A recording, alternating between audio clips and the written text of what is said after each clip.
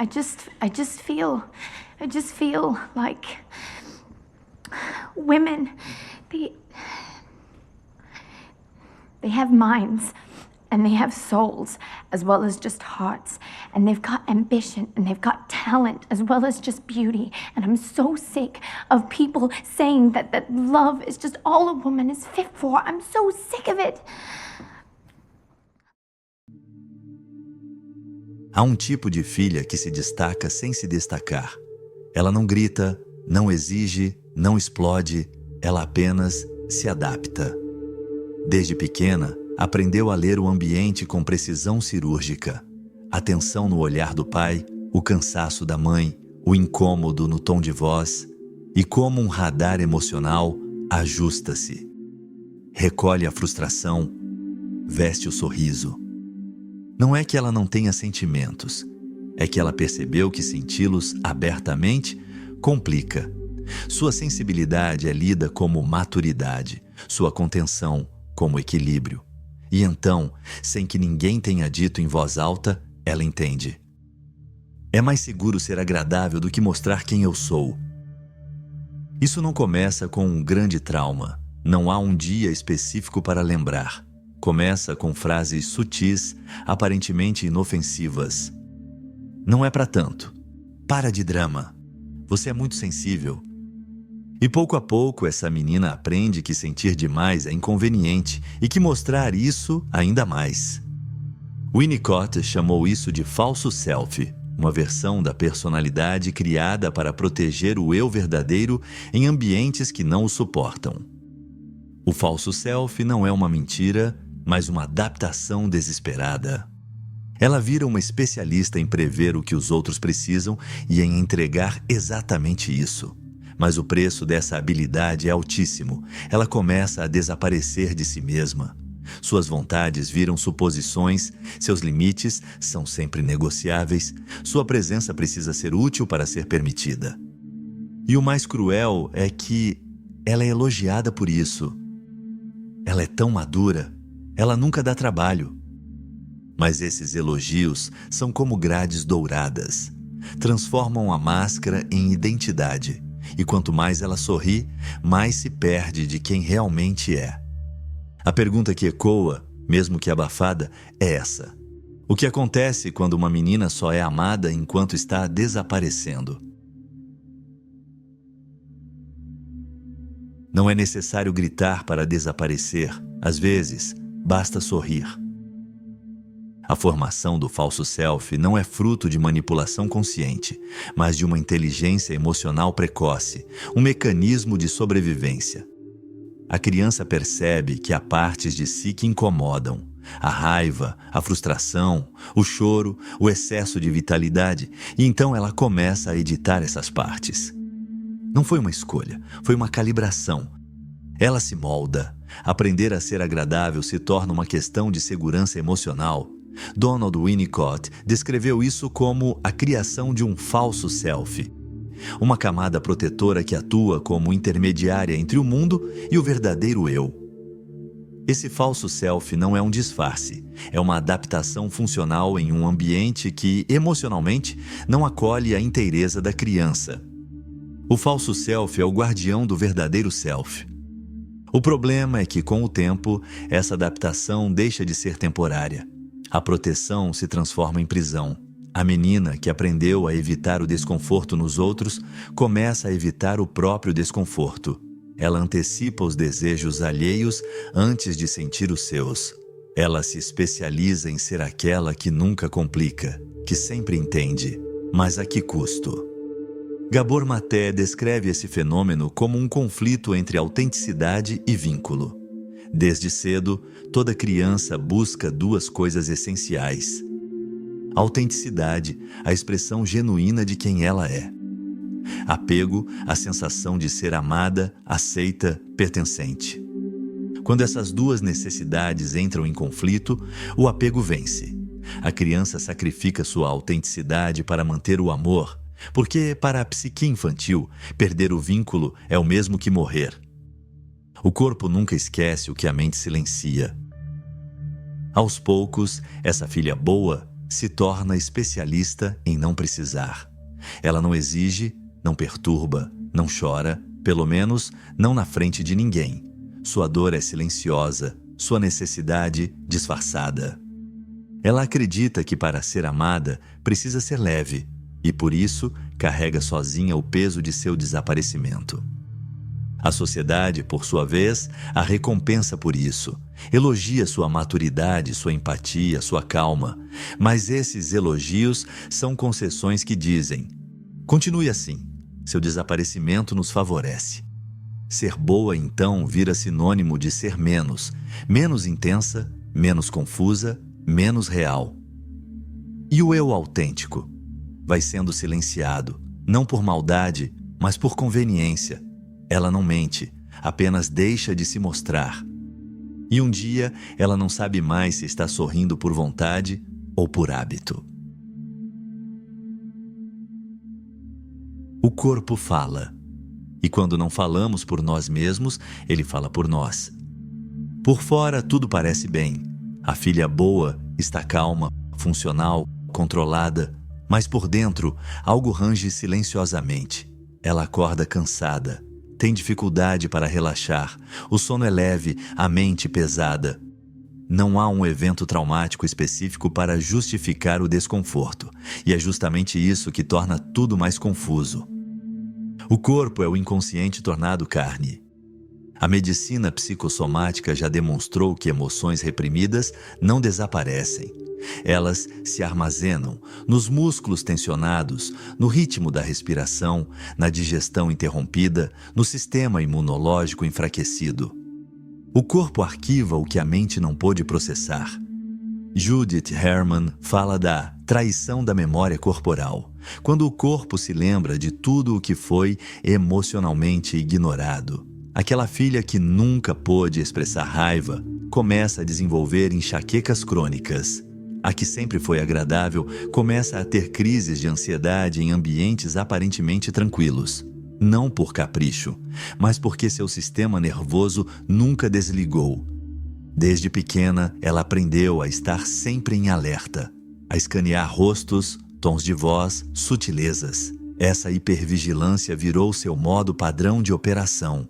E quando o ambiente se acalma, o corpo entra em pânico, porque a paz externa nunca garantiu segurança interna. O corpo armazena o que o discurso reprime. E isso não é apenas uma metáfora.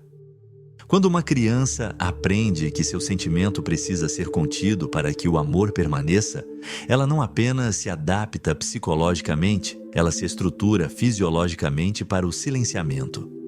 Aos poucos, expressar emoções deixa de ser um ato natural, passa a ser uma ameaça. Chorar, dizer não, demonstrar frustração, tudo isso ativa um alarme invisível. Se eu mostrar o que sinto, posso perder o amor. Então, o corpo aprende a proteger-se, se calando. Mas o silêncio aqui é tensão acumulada. Ela não explode, ela implode. E cada vez mais, o corpo deixa de ser lar e se torna cárcere. Toda adaptação revela algo sobre o ambiente em que ela surgiu. Se tantas mulheres aprenderam a silenciar seus desejos, suas frustrações e até mesmo seus talentos, quem se beneficiou disso? A filha que não reclama, não exige e não confronta, torna-se conveniente. Ela facilita os relacionamentos familiares, a harmonia no lar, o bom funcionamento da escola, o sucesso nos ambientes de trabalho. Mas essa facilidade é construída às custas da própria verdade. Na base desse processo está o amor condicional, aquele que depende de desempenho. Desde cedo, a filha percebe que é mais aceita quando agrada, mais valorizada quando cede, mais elogiada quando se sacrifica. Esse amor não a vê, ele a utiliza. Ela se torna um espelho para os desejos dos outros, não um canal para sua própria expressão. E a cultura patriarcal reforça esse modelo em todos os níveis. Da literatura à televisão, dos contos de fadas às novelas, o arquétipo da mulher ideal é passiva, bela, compreensiva. A boa menina é premiada com aceitação. A que ousa ser inteira é rotulada de difícil, dramática, desequilibrada. Na psicologia analítica, isso se conecta com os arquétipos coletivos do feminino. Marie-Louise von Franz descreve como a donzela pura, submissa, doce, emocionalmente controlada, representa o feminino idealizado, mas incompleto. A individuação feminina, nesse contexto, exige um rompimento com essa imagem. Exige que a mulher enfrente o desconforto social que virá quando ela deixar de ser agradável e passar a ser verdadeira.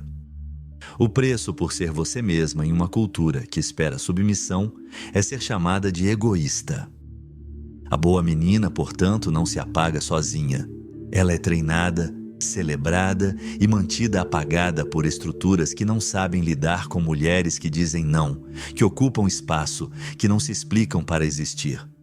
E quando ela começa a acordar, o mundo reage com estranheza, como se algo tivesse saído do lugar. Mas o que saiu do lugar, na verdade, foi a mentira. A mentira de que, para ser amada, ela precisa desaparecer. O que fazer quando ser você mesma significa correr o risco de não ser mais amada? Essa é a ferida invisível que habita o centro da boa filha. Ela não desapareceu porque quis. Ela desapareceu para pertencer.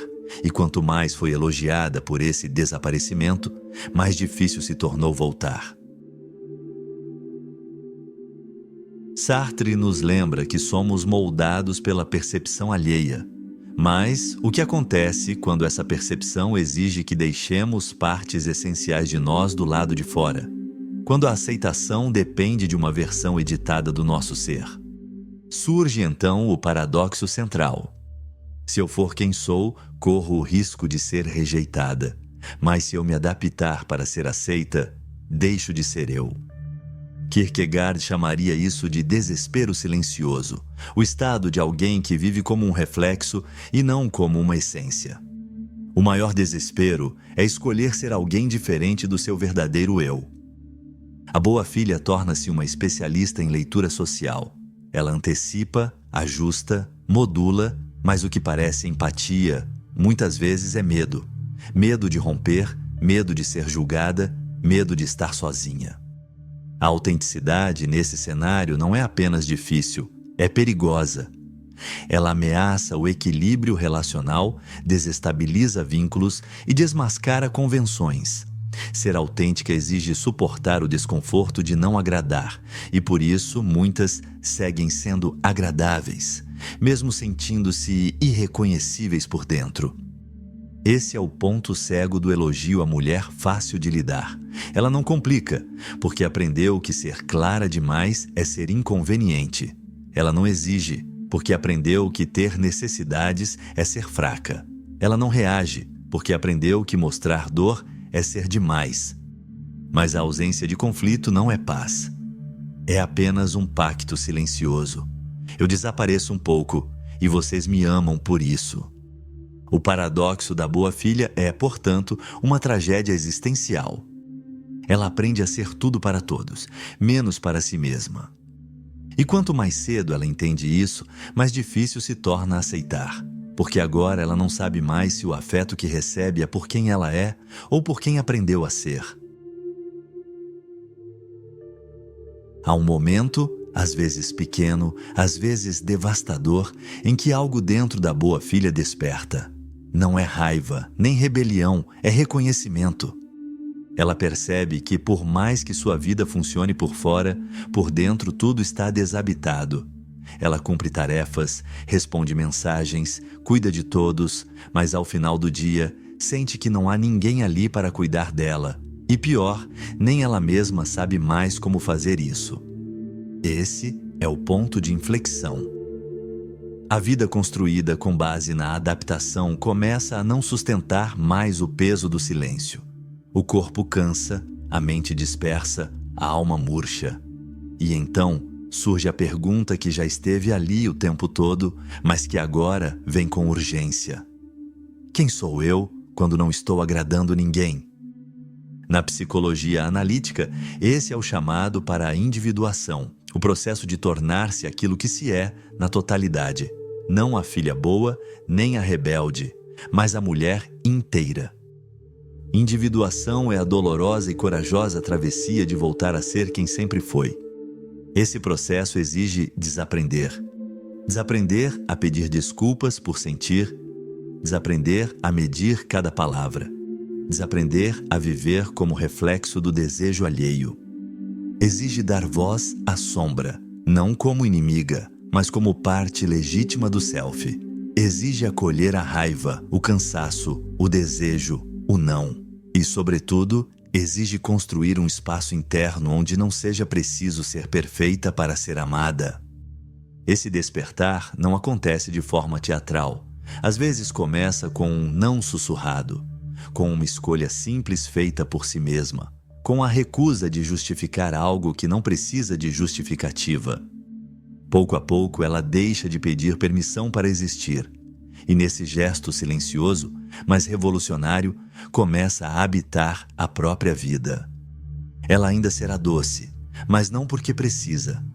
Ela ainda será empática, mas com limites. Ela ainda será amável, mas agora sem desaparecer. O mundo talvez estranhe essa nova presença. Talvez critique, se afaste, estranhe a firmeza. Mas pela primeira vez, ela não negocia mais o seu centro em troca de pertencimento, porque agora ela pertence a si mesma.